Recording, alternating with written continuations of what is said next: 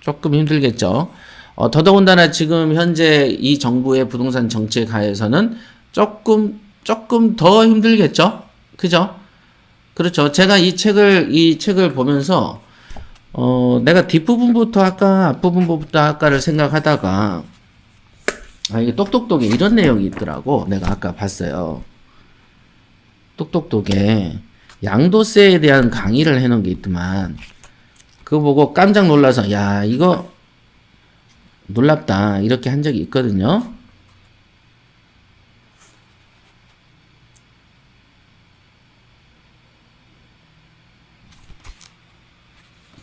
한번 찾아볼게요. 여러분들한테 도움되는 거라서.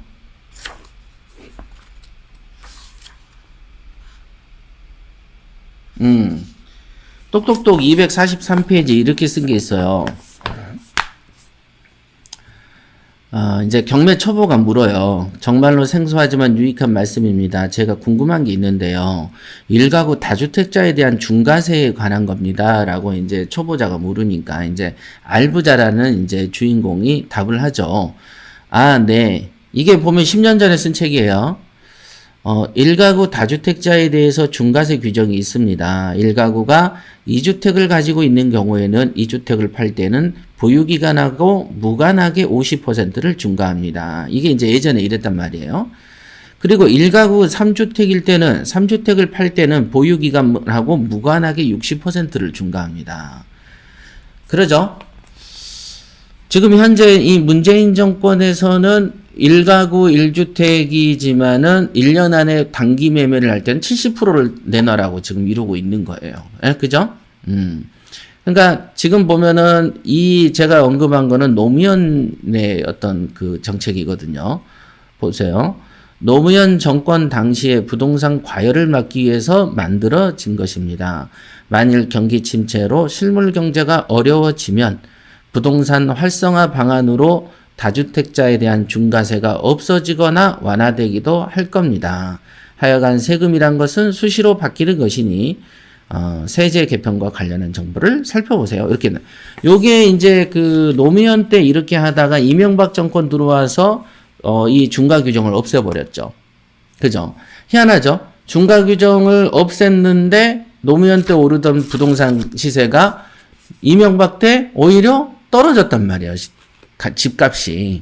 희한하죠? 세금을 뜯으면 떨어져야 되는데 세금을 중과세를 풀으니까 떨어져. 세금을 이빠이 올리니까 올라가. 희한하다. 세금을 올리면 올라가게 되어 있어요. 세금이 비용이기 때문에 물가에 반영이 된다. 맞죠? 여러분들이 된장찌개를 끓이는데 원가가 2,000원 들면은 5,000원만 받겠지만 원가가 4,000원이 되면은 8,000원 받아야 되지 않습니까? 이렇게 올라가는 게 기본 상식이다, 이게. 그래서 이제 그거를 미리 예측해 놓은 거 보고, 야, 이건 제가 보고 깜짝 놀랐어요. 그래서, 야, 이거를 좀 읽어드려야 되겠다. 그 생각을 했습니다. 이게 희한하다. 이게 그렇게 되어 있습니다. 그래가지고, 보시죠. 경매 성공 사례에 대한 3가지 고민거리 해놓고서는, 차분히 한번 가시죠. 차분히. 이거를 쓸까 말까에 대한 고민 3가지가 했네요. 첫째는 성공 사례를 모두 다 정리하자면 책이 두께가 장난이 아닐 거고, 그 중에 몇 가지를 공개한다고 하면 어떤 기준으로 공개할 것인가. 그래서 이 공개에 대한 목차를 짰죠. 섹션을 어떻게 나눌 거냐. 토지 따르하고 유치권도 해보고 법정지상권도 해보고 조금 다가구도 해보고 뭐 여러 가지 어떤 그 섹션을 분리를 어떻게 할지에 대해서 제가 조금 고민을 했었어요. 두 번째는 이렇게 선별된 성공 사례를 어떤 방식으로 쓸 거냐. 그러니까 어떤 그 사건도 설명해야 되고 집에 관련된 사진도 좀 찍어야 되고 아니면 내가 물건을 발견할 당시부터 어떤 상황 속에서 이 물건을 발견을 했고 그랬다가 그 당시에 발견했을 때 어떤 마음이었는데 어떻게 조사를 했고 어떻게 입찰을 했고 뭐 이런 어떤 식으로 할까. 그러다가 이제 생각해낸 게 이제 시간순이죠. 시간순으로 하면서 나의 마음, 나의 어떤 마음의 어떤 변화, 이런 거를 좀 담아서 설명하는 게 어떨까? 뭐 이렇게 이제 좀 정해지기 시작했어요. 그리고 뭐 회사 영업 정보 공개되면 좋을 것도 없고, 또 주소가 공개되면 세입자 입장에서 좀 불편할 것이고, 뭐 또 매입 가격이나 이렇게 돼버리고 투자 방식이 되면은 세금 문제가 또 노출이 될 것이고, 뭐 여러 가지 불편한 것들이 많죠. 그래서 성공 사례를 쓰는 것은 딱히 뭐 많이 막 이렇게 내키는 상황은 아니었다. 이런 얘기죠. 또 그리고 뭐 거짓말을 치려고 하면은 엄청난 아이디어 창작이 이루어져야 되는데, 창작하면은 잊어버리잖아. 보통 거짓말하면 잊어버리냐. 어저께 했던 거짓말이 오늘 뽀록나고 하기 때문에 이거를 최대한 진실의 근거에서 쓸 수밖에 없다. 흔들리지 않으려면 뭐 이제 여러 가지 것들이 좀 있었습니다. 여기도 이런 표현이 있네요. 저는 매우 작은 돈으로 투자를 해서 급성장을 했는데요. 어릴 적에는 30억만 있으면 만족하고 살겠다라는 생각을 했었다. 이거 정말 그렇습니다. 30살 때, 제가 우리 처음 만났던 이제 철학 선생님 말씀이, 나중에 잘 산대. 그래서 내가 그 당시에 물었던 질문이에요. 그러면 30억은 갖고 살 수 있냐고 물었던 그 기억이 납니다. 그 기억이 납니다. 그랬더니 이 선생이 그 당시 표정도 기억나. 코웃음을 치더라. 코웃음을 쳤어요. 그 돈은 큰 돈이 아니다라는 식으로 얘기를 했어요. 그 당시에, 2000년대죠. 2000년에, 신문에 보면 몇 억이 부자입니까라고 앙케이트 조사를 했었던데 보면은 4억, 5억 이랬었던 적이 있어요. 이 정도면 통상 부자다 이렇게 했던 시절이에요. 그 당시에 타워팰리스가 2억 얼마에 팔리고 그랬던 시절이니까 그랬었습니다. 지금도 30억은 큰 돈이죠. 지금도 큰 돈이죠. 지금 어찌됐든 뭐 부동산이 강남에서 급등을 했죠. 요즘엔 강남, 김포 뭐 가림이 없이 그냥 막 천지사방에 올려놨는데 그래도 30억은 큰 돈이죠. 그래도 큰 돈이죠. 이런 거 없는 사람이 더 많으니까. 자, 집값이 15억, 20억 됐다고 해서 삶이 나아지진 않죠. 왜냐하면 가만히 있는 재화가 20억이 된 거지, 나의 재력이, 나의 어떤 벌어들이는 수익이 늘어서 20억짜리를 산 게 아니고, 내가 샀는데 5억이 오른 거야. 그럼 팔기 전에는 일단은 돈은 아니죠. 그럼 팔고 나가면 그 자리에서 그 집을 못 사. 이제. 그죠? 20억짜리를 팔았어. 그러면 20억짜리 집을 못 사. 나가야 돼, 이 동네에서. 그죠? 또 양도세도 뭐 어진간히 뜯어갑니까? 그러니까 못 팔고 있는 거야. 그 동네에서 안 떠나야 되니까. 그러니까 오랫동안 사는 사람들 입장에서는 정말 우라통 터질 만한 일이죠. 그죠? 그런 부분이 좀 있습니다. 부동산을 잘 하려면 인간에 대한 마음의 흐름을 잘 알아야 여러분들이 부동산을 알게 됩니다.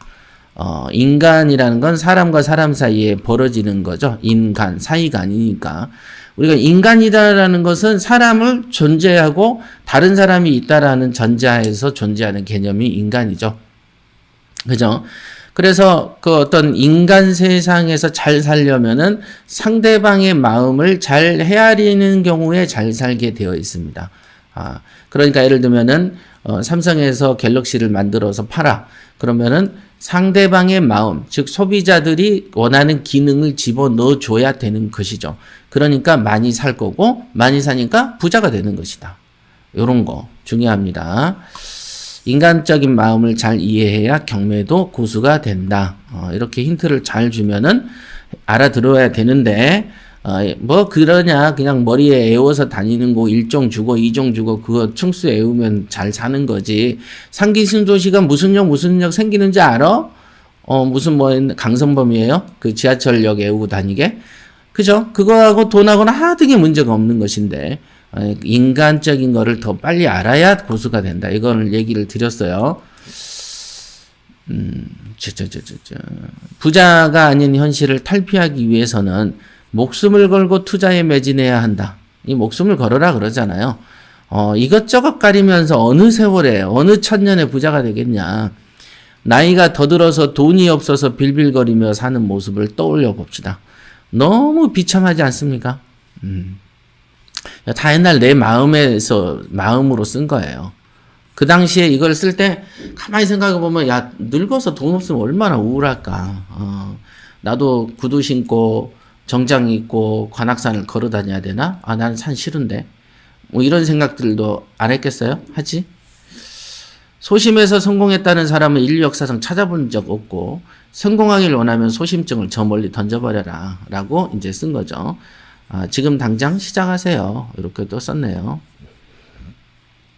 이게 머릿말이고, 이 책을 읽는 방법은 간단합니다. 여러분들은 제가 설명을 해드리겠지만은, 만일 나라면 이렇게 할 수 있겠냐? 나라면. 자, 요게 이 책을 읽는 방법이야. 참, 책을 읽는 방법도 설명해주는 책 처음 봤죠? 뭐 이런 거, 여기 있네요. 남의 집 외양간에 있는 소의 숫자를 세지 말고 자기 집 외양간의 소를 숫자를 세라. 그건 남 부러워한다고 돈 드는 거 아니니까 자기 실력 닦고 자기가 노력하고 뭐 이렇게 하는 게 중요한 거 아니겠습니까? 응? 남을 부러워하기 이전에 남이 어떻게 부자가 되었는지를 파고들어서 그대로 따라 하든가 아니면 주요 포인트를 빨리 깨닫고 자기한테 적합한 방식을 최대한 빨리 개발해야 된다. 자, 빨리 두 번이죠. 그래서 스피드가 중요하다는 저의 사상이 여러분들한테 강조된 겁니다. 그래서 뭐 가끔 제가 그러잖아요. 슈퍼맨의 S자도 가슴팍의 S죠. 그 다음에 스파레주도 S죠. 그 다음에 이래독에서 제일 중요한 게 무슨 훈련입니까? 예, 스피드 훈련입니다. 라는 우리는 S를 중시한다. 이런 얘기를 잘 가끔 하는 거죠. 빨리 깨닫고 빨리 개발해야 되는데 늦게 깨닫고 늦게 개발하면 언제가 돼요? 죽을 날이 가까웠죠? 그러면 죽을 날이 가까웠으면 안 된다. 이게 실패할 것이다. 우리는 성공하려고 하는 거니까 한 번 손대면 성공해야 되는 거니까 어떻게 하면 성공할래? 야, 빨리 해라. 이렇게 되는 거죠. 느리게 하는데 어떻게 성공하겠냐. 할 거면 빨리 하는 거고 안 할 거면 때려쳐버리고 이렇게 두 가지 길밖에 없는 것이다. 이거는 이순신 장군의 사즉생 생즉사 요런 거의 어떤 관념으로 가야지 무슨 재테크를 갖다가 인근에 요가 학원 다니듯이 하고 헬스장 다니듯이 하다 말다 하냐. 이거는 전쟁 같은 거다라는 얘기를 하는 거죠. 재테크는 전쟁이지 경매는 전쟁이라고 말했잖아요. 전쟁이지 레저가 아니에요. 그러니까 하다 말다 하는 게 아니야. 이건 죽어도 해야 하는 거야. 이건 목숨 걸고 하는 것이요. 목숨.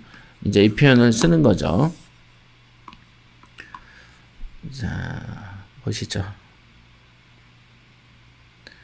여기 있네요. 반드시 이런 마음으로 독서해야만 얻을 바가 있을 거다. 분명히 제가 그 예고를 해드린 거죠. 수많은 곳에서 다양한 사람에게 경매 교육을 하는데 어떤 사람은 한마디만 하면 물을 만난 고기처럼 알아듣고 따라하기를 엄마 찾는 아이처럼 하는데 어떤 사람은 지지리도 말을 안 듣고 둔한 데다가 게을르기까지 하고 노력도 하지 않는 것을 이런 사람을 봤어요. 그러니까 제가 그 당시에는 어떤 것도 있냐면 외환은행에서 하는 그 은행장들, 은행 지점장들이 퇴직하면은 사회에 적응하는 교육을 하는 그 영국에 있는 그런 교육 단체가 있어요. 위탁 업체가.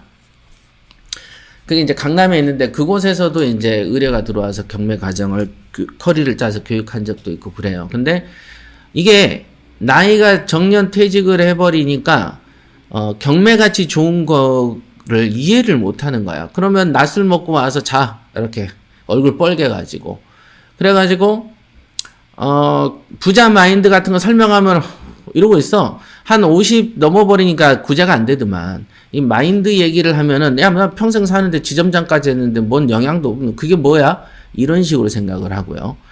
그 다음에 그 어떤 그래 놨다가 성공 사례하고 경매 물건 딱 보여주면 눈이 또 이렇게 떠져. 그거 보고 아이고 그 수준 딱 보면 이제 알거든. 야, 이거는 사기치기 좋겠는데? 뭐 이런 생각 있잖아. 옛날에 왜 기획부동산 살 때 산 좋다라고 그래가지고 산 사잖아. 그 다음에 버스에 대절해서 태워. 보러 가자고. 그래갖고 버스 안에 타자마자 술을 먹여. 노래 불러. 그 다음 춤추고 흥분돼. 당신들이 이제 기획부동산 샀으니까 이제 돈 거둘 일밖에 없어. 라고 해가지고 꼬셔서 버스를 타고 가. 그러면 이제 버스가 현장에 도착할 때쯤 되면 애들이 술이 가 있어. 그래 놓고 이렇게 산이 요렇게 있는데 여기쯤 사람을 세워놓고 여기쯤 된다라고 손가락질을 해. 그러면 사람들은 얘는 지가 보기에 좋은 데가 여기가 우리 땅이구나. 얘는 여기가 우리 땅이고 얘는 우리 땅이구나. 여기서 이렇게 눈탱이를 맞아. 그러나 실제 사놓은 건 산 중턱을 사놔. 그래놓고 손으로 여기쯤이에요 라고 얘기하면 이게 넘어가는 거예요. 이게 우리가 흔히 하는 기획부동산 마케팅 방법입니다. 그래서 참 이 중생들 구하기 힘들겠다. 그랬던 적이 있어요. 그러니까 제가 처음에는 외부 출강도 많이 다녔었거든요. 아무리 다녀서 아무리 얘기도 못 알아들어. 그런데 부자 마인드 책을 보고 온 사람들은 쉽게 주사가 나지더라는 거죠. 그러니까 그래서 책이 좋더라. 그러니까 책을 읽고 온 사람들은 좀 말을 알아듣는데 생전 오늘 처음 도기안이라는 사람을 만나는 사람은 아무리 얘기도 못 알아들어. 그게 있대. 그게 참 아쉬운 부분인데 제가 아쉽진 않죠. 결과물을 인수하는 이제 그분들이 이제 아쉬워지는 거죠. 자, 여기까지 이제 머릿말 했고요. 여러분들 뭐 어떤 분으로 만나 볼까요?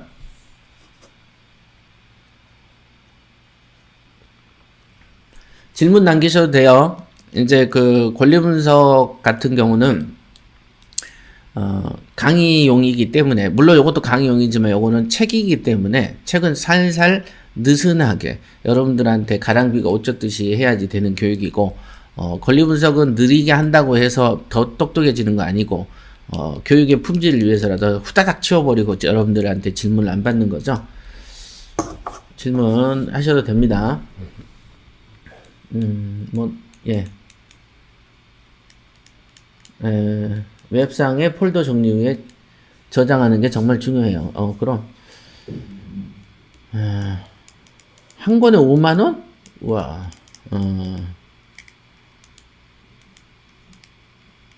희룡이가 경매하는 직장인이지?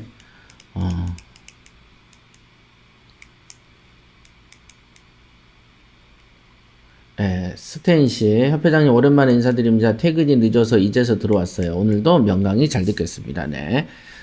성공 비법 강의는 들으면 굉장히 도움돼요. 이거는 제가 아까 그 페이스북에도 썼지만은 33기, 33, 35, 37기 예비교육생들 필수로 들으세요. 이렇게 이제 제가 했던 게, 요거부터 듣는 게 좋아. 이게 이제 부자 마인드를 실전에 녹아낸 거죠. 그죠?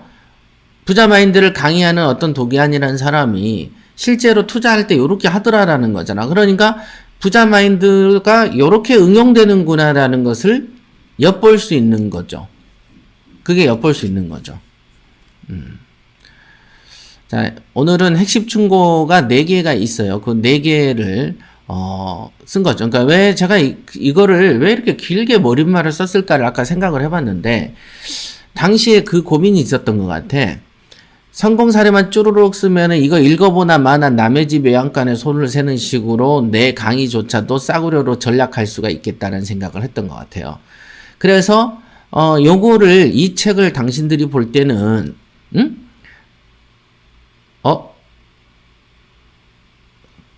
아이고야, 여러분들한테 글을 보여드렸어야 됐는데 잘못했다.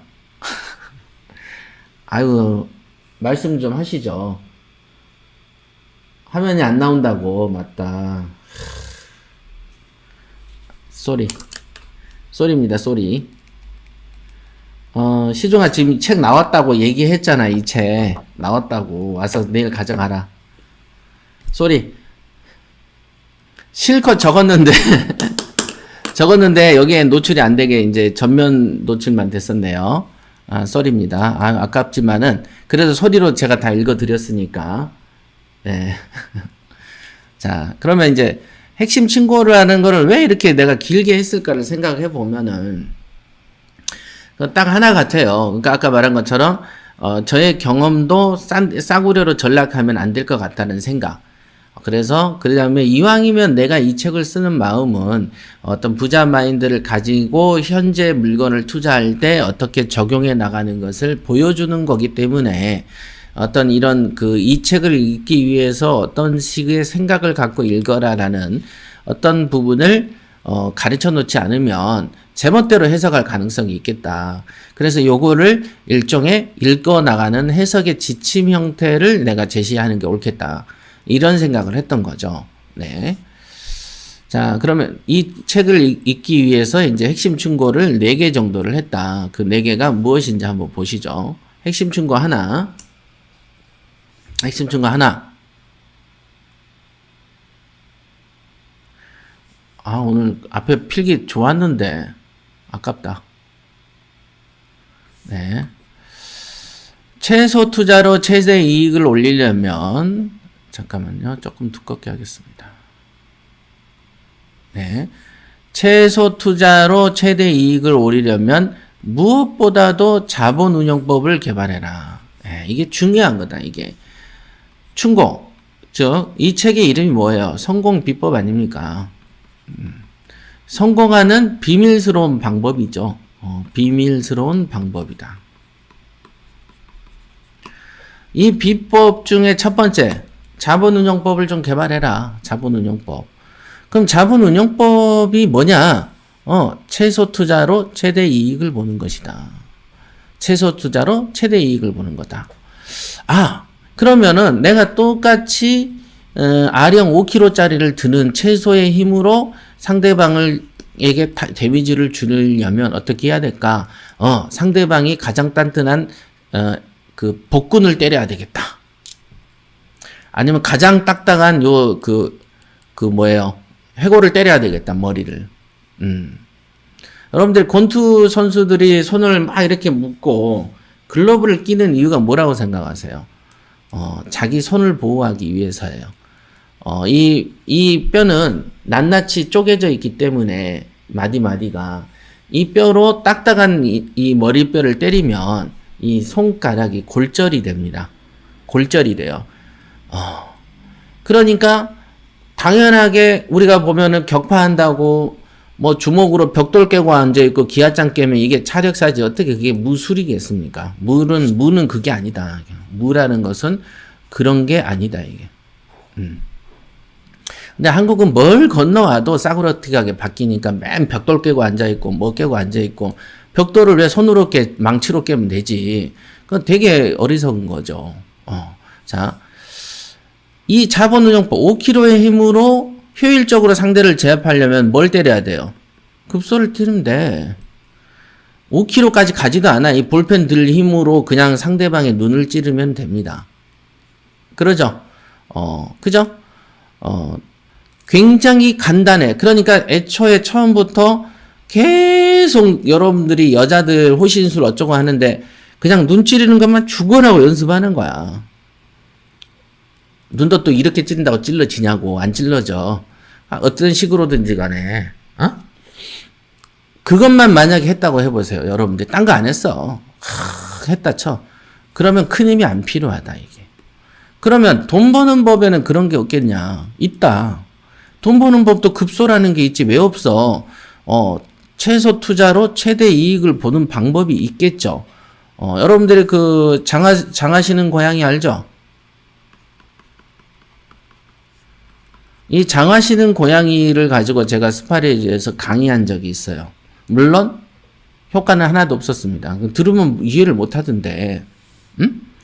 이 장하시는 고양이는 방앗간집 셋째 아들이죠. 셋째 아들이 가난뱅이잖아. 상속도 못 받은 그 아들이거든요. 얘가 고양이를 한번 잘 만나서 그 고양이의 어떤 잔재주 또는 기교를 통해서 왕의 사위가 되는 과정을 그린 것이다. 무일푼이던 셋째 아들이 이게 마케팅이라는 것이다. 장하시는 고양이 최소 투자에 최대 이익을 본 사례가 되겠죠. 그러니까 그러면 이거를 여러분들이 이제 오늘 저녁에 이제 또 읽어봐야지. 강의 끝나고 나서 장하시는 고양이가 어떤 식으로 흘러갔고 그래? 이게 최소 투자에 최대 이익을 올리는 방법이었구나. 이게 자본운용법이구나. 이거 중요해요. 그래서 여러분들이 이런 거 하나 정도는 있어야 된다. 자본운용법은. 거울 속에 보이는 우유부단하고 탐욕스러운 자신의 모습을 먼저 극복하자. 탐욕 장난 아니죠. 능력은 하나도 없는데 탐욕만 가득 찬 사람도 많아요. 그래서 여태 가난하다가 여태 돈 못 버는데 갑자기 경매를 오늘 만나면은 내일 벌어야 된다는 이상한 사고도 있는 사람도 있어요. 진짜 많아. 그리고 부자라는 사람이 어느 날 문득 되는 줄 알대요. 여러분들 보세요. 부자가 어느 날 문득 됩니까? 여러분들이 가을에 배를 하나 먹었어. 이 배가 갑자기 생겼나요? 1년 내내 생겼나요? 갑자기 생겼나요? 오래오래 생기다가 배를 딴 거야, 오늘. 근데 배를 오늘 시장 가서 사서 먹으니까 배가 어제 나온 줄 알대. 되게 어리석은 거죠. 부자는 그렇게 한순간에 설익은 과일처럼 잘 안 돼요. 두루두루 기능을 갖춰야 되는데, 그러니까 어느 정도 뭐가 필요합니까? 인내가 필요하고, 이게 익을 만한 시간적 여유도 필요하죠. 하다못해 이런 쌀도 1년간 농사인데, 사람이라는 사람이 갑자기 어떤 출신이 바뀌고 성분이 이렇게 바뀌잖아요. 가난한 사람이 부자가 되고, 어리석은 사람이 지혜로워지는 데는 무르익는 시간이 필요하고, 그 시간은 인내의 시간이 필요한 것이죠. 내나 이런 세계에서 살지 않았나? 우리 지구상에는 다 이렇게 굴러가지 않나요? 다른 별에서는 어떤지 모르는데, 지구별에서는 다 이걸로 통용되죠. 그래서 시간을 무시하는 자를 탐욕스럽다라고 표현하는 것이죠. 그래서 이제 우유부단하다. 이런 거.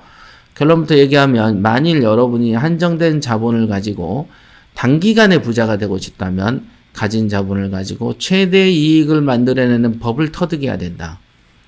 누구나 바라는 것이 최소 투자의 최대 이득이지만 이 경제학의 원리를 실천하는 사람은 거의 없더라. 최소 투자의 최대 이익을 낸다는 것은 아마도 적은 돈을 가지고 최대 수익을 올린다는 말과 같은데, 여기서 일반인들이 착각하는 것들이 좀 있더라. 중요한 말이네요. 예컨대 현 시세가 1억 5천만 원인 물건의 최저 가격이 6천이라고 한다면, 시세는 1억 5천인데 지금 최저가가 6천이라면 대다수 사람들은 6천만 원에서 정말로 조금만 써서 낙찰 받으려고 한다. 그러니까 괜히 8천 쓰지 말고 6,500 써서 낙찰 받으려고 노력하는 사람을 최소 투자의 최대 이익을 올리는 아주 뛰어난 사람이라고 생각을 하더라. 조금 쓰니까. 하지만 세상 일이 그렇게 쉽냐. 이 사례와 같이 적게 써서 많은 이익을 먹으려고 노력하는 사람을 탐욕스럽다, 무식하다고 평가한다. 왜 탐욕스럽다고 하느냐를 생각해 보면은, 여기 이제 왜 탐욕스럽다고 하는 근거를 대는 거죠.